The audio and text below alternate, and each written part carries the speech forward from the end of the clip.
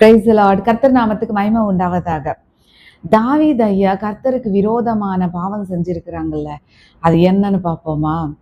பயங்கரமா யுத்தம் நடந்துகிட்டே இருக்கிறப்போ தாவீது ஐயா ஒரு சாயங்கால நேரத்துல அப்பதான் படக்கையில இருந்து எந்திரிச்சிட்டு மேல போவாங்க. அப்ஸ்டேர்ஸ்க்கு போய் அங்கிட்டு இங்கிட்டு நடந்துகிட்டே இருந்தாங்களா. அவங்க ராஜா தானே, பெரிய பெரிய பேலசஸ் எல்லாம் இருக்கும்ல. ஸோ அங்க நடந்துகிட்டு இருக்கிறப்போ சரி, ஏழைகள் வீடுகள் எல்லாம் கீழே குட்டி குட்டியா தெரியும். அப்ப எல்லாம் ஓப்பன் பாத்ரூம்ஸா இருக்குல்ல, நமக்கு தெரியாது எப்படி என்னன்னு. ஸோ உரியா அவங்களோட மனைவி குளிச்சுட்டு இருக்கிறது இவங்க பார்ப்பாங்க. சரி, முதல் வாட்டி தெரியாம கண்ணு அங்க போனாலுமே என்ன செய்யணும்? கண்ணு வேற பக்கமா திருப்பிக்கணும். இங்க அது செய்யல தாவீது ஐயா வேற பக்கம் திருப்பாமே திரும்பி திரும்பி திரும்பி அவங்களை பார்த்து கண்ணுனால இச்சை வந்துருச்சு பாருங்க. ஒரு டைம்ல தாவீது சின்ன வயசுல இருக்கிறப்போ, டீனேஜ் பையனா இருக்கிறப்போ கர்த்தர் சொல்லுவாங்க சாமியல் ஐயா கிட்ட, என் இதயத்துக்கு ஏற்றவன் இருக்கிறான், அவனை போய் அபிஷேகம் பண்ண சொல்லி கர்த்தர் பேசுவாரு. ஏன்னா சவுல் ஐயா முதல் ராஜா இருக்கிறாங்கல்ல இஸ்ராயல் ஜனங்களுக்கு. ஸோ அவங்க கர்த்தருக்கு அன்லாஃபுல் சாக்ரிஃபைசஸ் பண்ணனால அவங்க வேண்டான்னு தாவீது ஐயாவை தேர்ந்தெடுத்திருக்கிறாங்க கர்த்தர். அப்போ எல்லாம் நல்லா தான் இருந்தாங்க. வளர்ந்ததுக்கு அப்புறம், கல்யாணம் ஆனதுக்கு அப்புறம், ராஜா ஆனதுக்கு அப்புறம் பாருங்க புத்தி எப்படி மாறிடுச்சுன்னு. கண்ணுனால ஆக்சுவலா கண்ட்ரோலிங் கெப்பாசிட்டி கர்த்தர் எல்லா ஹியூமன் பீயிங்க்கு கொடுத்துருக்குறாங்க. பட் எதனால அப்படி நடக்குமோ தெரியல. ஸோ அப்படி கண்ணு போற இடத்துக்கு மனசு போகக்கூடாது, மனசு போற இடத்துக்கு நம்ம போகக்கூடாதுன்னு நான் நிறைய இடத்துல நான் சொல்லியிருக்கிறேன். ஈவன் தெலுங்கு மெசேஜஸ்ல சொல்லியிருக்கிறேன், தமிழ் மெசேஜஸ்ல கூட நான் சொல்லியிருக்கிறேன், திருப்பி இப்போவும் நான் சொல்றேன். ஏன்னா கண்ணுனால தானே ஆசை இச்சைகள் வரும். கண்ணு உன்னை டிஸ்டர்ப் பண்ணுச்சுன்னா கண்ணு கூட தூக்கி எறிய சொல்றாங்கல்ல கர்த்தர். அப்படின்னா அப்படி எதுக்காக சொல்றாங்க? டிஸ்டர்ப் பண்ணாத அளவுக்கு நம்ம பாதுகாக்கணும் நம்ம கண்ணு. அதுக்காக அதை யாருனால அது கண்ணு இப்படி தூக்கி எறிய முடியுமா? நம்மளே நம்ம கண்ட்ரோல் பண்ணிக்கணும். அதுக்காக தான் கர்த்தர் அப்படி சொல்லியிருக்கிறாங்க. ஆனா அங்க கண்ட்ரோல் பண்ணிக்காம யுத்தம் நடக்கிறப்ப கர்த்தரை துதிக்க வேண்டியது. சார் மேல போயிருக்கிறாங்க, அங்கிட்டு இங்கிட்டு நடந்துட்டு கர்த்தரை துதிச்சுக்கிட்டே இருந்தா எவ்வளவு நல்லா இருந்திருக்கும். ஆனா பார்க்க கூடாதது பார்த்து, அதனால ஆசை இச்சைகள்னால நிரப்பப்பட்டு அவங்களை வரவழைச்சிட்டு அவங்க கூட கர்த்தருக்கு விரோதமான பாவம் செஞ்சு தாவீது ஐயானால அவங்க பிரெக்னென்ட் ஆயிருக்கிறாங்க. அது கவர் பண்றதுக்கு உரியா ஐயா ரொம்ப ஃபெய்த்ஃபுல் சர்வெண்ட். இவங்களுக்கு தாவீது ஐயாவுக்கு ரொம்ப ஃபெய்த்ஃபுல். அப்படி ஃபெய்த்ஃபுல்லா இருக்கிறவங்களுக்கு அவங்க என்ன சொல்லுவாங்கன்னா, அவங்க பிரெக்னென்ட் ஆனது தெரிஞ்சுக்கிட்டு செஞ்ச தப்பு கவர் பண்றதுக்கு நீ போய் உங்க மனைவி கூட இருந்துக்கோன்னா, பாவம் இவங்க மனசு கேட்காது. யுத்தம் நடந்துகிட்டே இருக்கு, நான் எப்படி போவேன், நான் போக மாட்டேன் ராஜான்னு சொல்லுவாங்க. சரி போகலன்னு சொல்லி எப்படி கன்னிங் பிரெயின் வந்துருச்சு பாருங்க. செஞ்ச பாவத்துல விழுந்தா, ஒரு தப்பு செஞ்சா அந்த தப்பு மறைக்கிறதுக்கு 1000 தப்பு செஞ்சிருவாங்க ஜனங்க. உலகத்துல நடந்துகிட்டே இருக்கும் இன்னுமே அந்த மாதிரி. Praise be to the Lord God Almighty. யுத்தம் பயங்கரமா நடக்கிற டைம்ல இந்த உரியா ஐயாவை கொண்டு போய் ஃபர்ஸ்ட் ரோல நிப்பாட்ட வச்சிருவாங்க. அப்ப பாவம் அவங்க இறந்துருவாங்க. இறந்ததுக்கு அப்புறம் மனைவியா ஏற்றுக்கொண்டு அந்த பெத்ஷெபாவை பேலஸ்க்கு கொண்டு வந்துருவாங்க. அவங்க மாசமா இருந்து குழந்தை பெற்று கொள்ளுவா. ஆனா காட் ஸ்ட்ரக் த சைல்டு, அந்த உயிர் வாழாத அந்த குழந்தை. தாவீது ஐயா உபவாசம் இருந்து ஜெபம் பண்ணாலுமே அந்த குழந்தை டைடு. பாருங்க, கர்த்தருக்கு விரோதமான காரியங்கள் செஞ்சு உபவாசம் இருந்து ஜெபம் பண்ணா இந்த ஜெபம் கேட்கப்படுமா? நம்ம இதயத்துல நம்ம மனசுல பாவம் நினைச்சிட்டு ஒன்னும் தெரியாதவங்க மாதிரி நல்லவங்க மாதிரி கர்த்தர் சமூகத்துல உட்கார்ந்து நம்ம ஜெபம் பண்ணா அந்த ஜெபம் கேட்கப்படாது. Praise be to the Lord God Almighty. நம்ம கரெக்டா இருந்துதான் ஜெபம் பண்ணா அதுக்கு பதில் கிடைக்கும். உள்ளுக்குள்ள பாவத்தினால நிரப்பப்பட்டு தப்பு மேல தப்பு செஞ்சு பரிசுத்தவான்கள் மாதிரி நம்ம ஃபாஸ்டிங் எடுத்துட்டு ஜெபம் பண்ணா அது கேட்கப்படாது, நமக்கு எந்த ஒரு பதில் வராது. அதேதான் நடந்தது அங்க. அதுக்கப்புறம் அவங்க அந்த சைல்டு இறந்து போனது தெரிஞ்சுக்கிட்டு எந்திரிச்சிட்டு சாப்பிட்டு நார்மல் ஆயிடுவாங்க. ஸோ இங்க என்னன்னா கண்ணு ரொம்ப முக்கியமானது. அந்த கண்ணு கண்ணு நம்ம பாதுகாக்கலைன்னா என்னத்துக்கு நம்மளோட லைஃப்?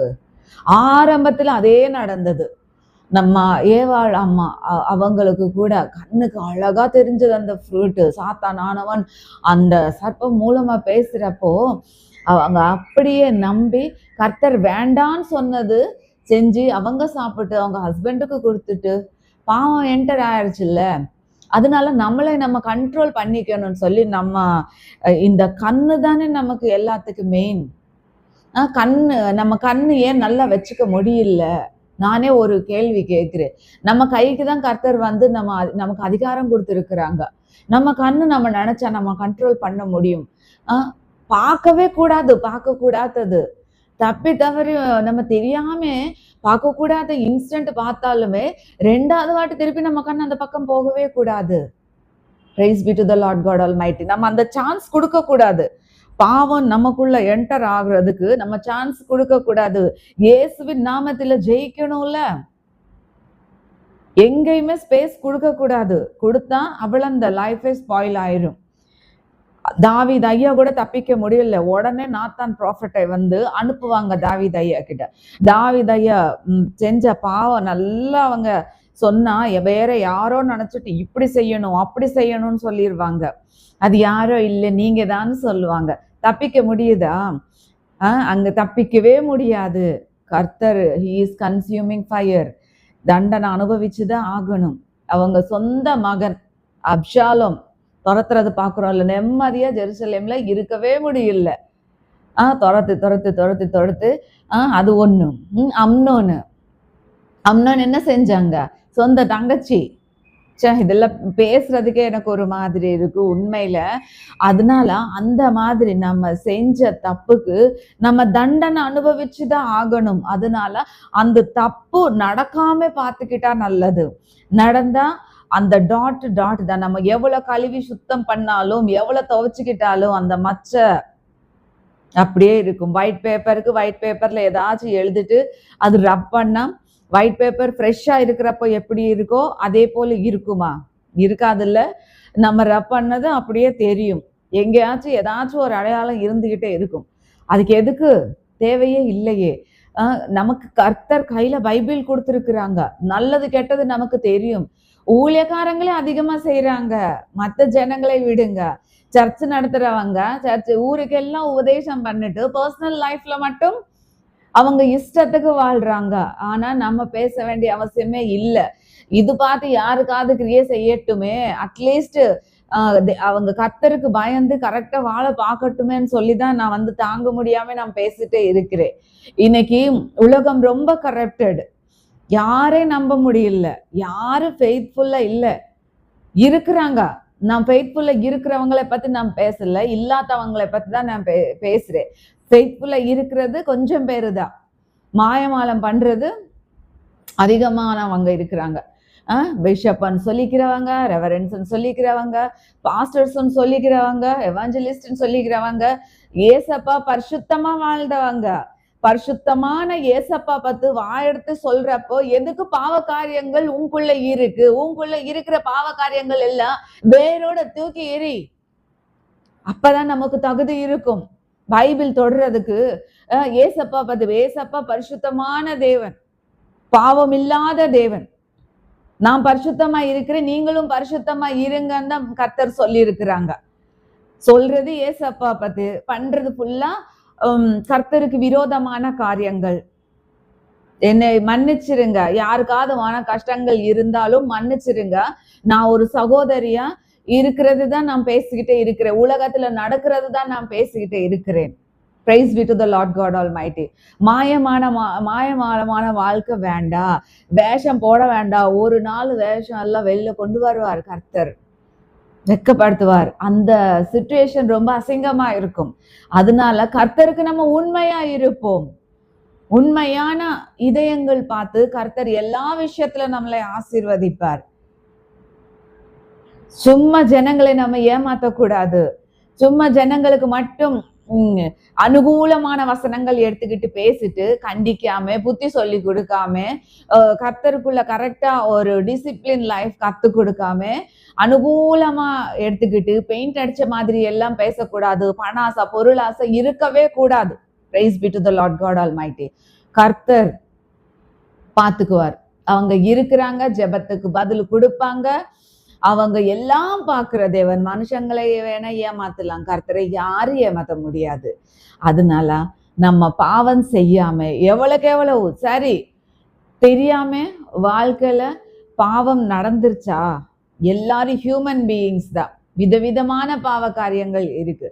இப்ப பாவம் என்னன்னு தெரியுது இல்ல, தெரிஞ்சதுக்கு அப்புறம் ஒரு வாட்டி விட்டதுக்கு அப்புறம் திரும்பி அதே பாவத்தை திருப்பி நோக்கி பார்த்தா என்ன சொல்றாங்க தெரியுமா கர்த்தர்? நாய் வாமிட் பண்ணி அந்த வாமிட்டு திருப்பி சாப்பிடுமா. So God is comparing like that. Bible படிக்கிறவங்களுக்கு எல்லாம் நல்லா தெரியும். நல்ல நல்ல படிப்பு வச்சுக்கிட்டு எல்லாம் சாட்டிங்ஸ் பார்த்தா கர்த்தருக்கு பயப்படுற பிள்ளையெல்லாம் சாட் பண்ண மாட்டாங்க. உலக சம்பந்தமான்கள் விட மோசமா தான் சாட்டிங்ஸ் இருக்கும். ஏன் அப்படி நடத்துறது? சர்ச்சஸ், ஆர்கனைசேஷன்ஸ், வேற என்னென்னமோ ஆக்டிவிட்டிஸ் இந்த name of Jesus Christ of Nazareth. But எதுக்கு அட்லீஸ்ட் முயற்சி பண்றது இல்ல? கர்த்தர் போல நமக்கு கர்த்தர் ஸ்டெப்ஸ் காமிச்சிருக்கிறாங்கல்ல, இப்படி இப்படி வாழணும்னு சொல்லி. why don't we follow? let us follow. முழுமையா கர்த்தருக்கு நம்ம வழிகளை ஒப்பு கொடுத்துட்டு கர்த்தருக்கு சித்தமான காரியங்கள் செய்து கர்த்தர் நாமத்துக்கு மகிமை கொண்டு வருவோம். கர்த்தருக்கு பிரியமான வாழ்க்கை வாழ்ந்து காமிப்போம். கர்த்தர் நம்மளோட ஒவ்வொருத்தவங்களோட இதயத்துல கிரியை செஞ்சு நம்மளை கர்த்தருக்கு பிடிச்ச பிள்ளைகளா மாத்துவாராக. ஆமேன். கர்த்தர் நம்மளை எல்லாரையும் ஆசீர்வதித்து அவங்க வழியில நம்மளை நடக்க வைக்கணும்னு சொல்லி ஜெபத்துல நான் கர்த்தர் பாதத்துல நான் வச்சுக்கிட்டு ஒரு நம்பிக்கையா இருக்கிறேன், நான் அது பெற்றுக்கொண்டேன்னு சொல்லிட்டு